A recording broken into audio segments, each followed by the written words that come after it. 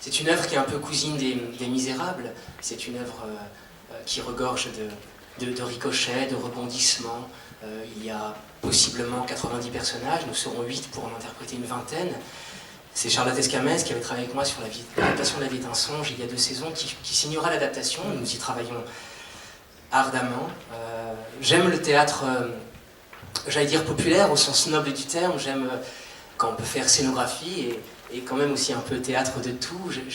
Nous jouerons l'éloge à vue, nous jouerons évidemment, enfin, pas ici évidemment, mais dans d'autres lieux, sans Pendrillon. Nous nous transformerons, ce sera échevelé, fulgurant, baroque, foisonnant, effervescent. En tout cas, je l'espère. Et je voudrais juste vous lire un petit livre, l'introduction du texte. Il y aura un Monsieur Loyal, parce qu'on ne peut pas tout montrer en 2h15, 2h30. Et évidemment, j'aurais aimé qu'on puisse faire 8 heures, mais ça n'est pas possible.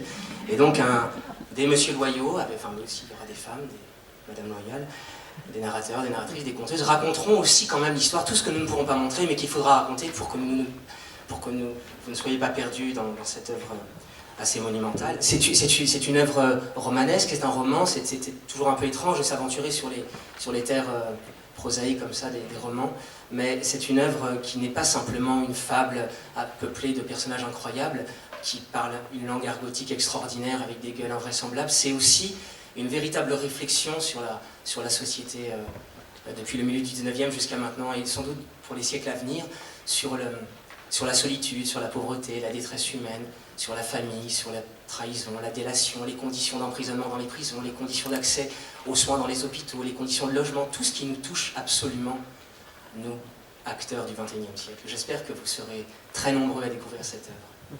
Merci.